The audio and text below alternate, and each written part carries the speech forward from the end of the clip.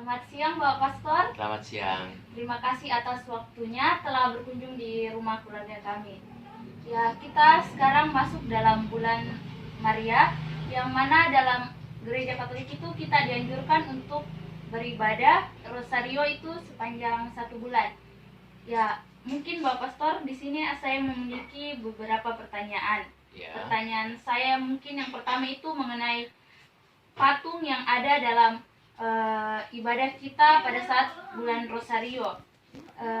Menurut Bapak Pastor, apakah patung ini tidak menyalahi ayat yang terdapat dalam Mazmur 97 ayat 7 yang mana berbunyi semua orang yang beribadah pada patung akan mendapat malu, yaitu orang yang memegahkan diri karena berhala-hala. Bagaimana tanggapan Bapak Pastor mengenai pertanyaan saya yang itu? Baik, Adik Evelyn, terima kasih pertanyaan yang menarik untuk kita simak dan kita renungkan. Saya setuju pada Mazmur 97 ayat 7 mengatakan semua orang yang menyembah berhala atau semua orang yang menyembah patung adalah suatu berhala. Iya, itu betul sekali. Dan memang kita tidak menyembah patung. Kalaupun kita memasang patung dalam gereja atau di rumah-rumah keluarga Katolik, itu bukan kita menyembah, tetapi ketika kita berdoa di hadapan patung, itu pertanda bahwa kita merasa dekat dengan orang yang kita patungkan di situ. Misalnya orang-orang kudus, Bunda Maria, Santo Yosef, Santo Fransiskus, bahkan sekalian Yesus pun juga itu kita buatkan patung dan salibnya. Itu pertanda bahwa kita merasa dekat dengan mereka, tetapi kita tidak menyembah itu material patungnya. Yang kita sembah adalah Allah sendiri. Yang kita percaya yaitu Allah Tritunggal, Allah Bapa, Allah Putra, yaitu Yesus, dan Allah Roh Kudus, ya, pribadi Allah yang ketiga.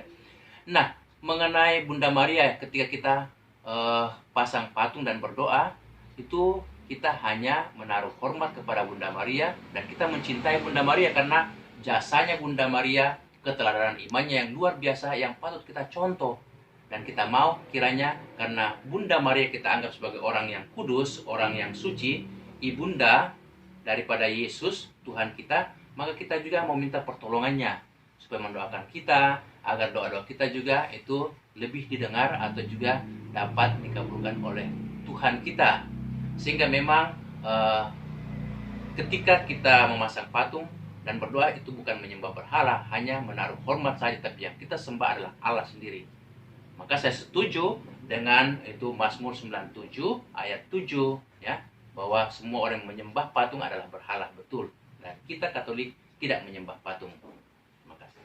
Ya, ya mungkin Bapak Pastor, ada pertanyaan saya lagi yang selanjutnya. Ya. Kalau misalnya kita bakar lilin dan berdoa di depan patung Bunda Maria, apakah itu tidak menyalahi ayat yang terdapat dalam Mazmur 97 ayat 7 yang mana tadi yang saya sudah utarakan? Dan juga Pastor, saya mempunyai pertanyaan selanjutnya itu, saya pernah dengar dari teman-teman bahwa Allah itu sebenarnya tidak boleh dideskripsikan. Misalnya ketika kita melakukan meditasi Kristiani, tidak boleh itu kita membayangkan rupa Tuhan. Bagaimana pendapat Bapak Pastor mengenai hal tersebut? Iya. Jadi soal menggambarkan rupa Tuhan atau mendeskripsikan Tuhan itu bukan paham kita. Jadi kita mempunyai paham dalam gereja Katolik, kita boleh menggambarkan, kita boleh mendeskripsikan Tuhan, ya. Karena pada dasarnya kita manusia adalah makhluk yang terbatas, pikiran kita terbatas, indera kita terbatas, pengetahuan kita terbatas, penglihatan kita terbatas, bahkan pendengaran pun juga terbatas. Sehingga kita butuh batasan-batasan, kita butuh deskripsi-deskripsi.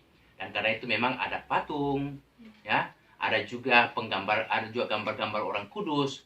Dan kalau kita menaruh lilin di depan patung Bunda Maria, sekali lagi kita tidak menyembah Bunda Maria, kita tidak menyembah patung itu, tetapi dengan memasang lilin kita mau menyatakan bahwa Tuhan hadir saat ini lewat itu simbol lilin, simbol terang, simbol nyala api yang berikan semangat, memberikan sukacita, dan juga memberikan kepastian dalam hidup.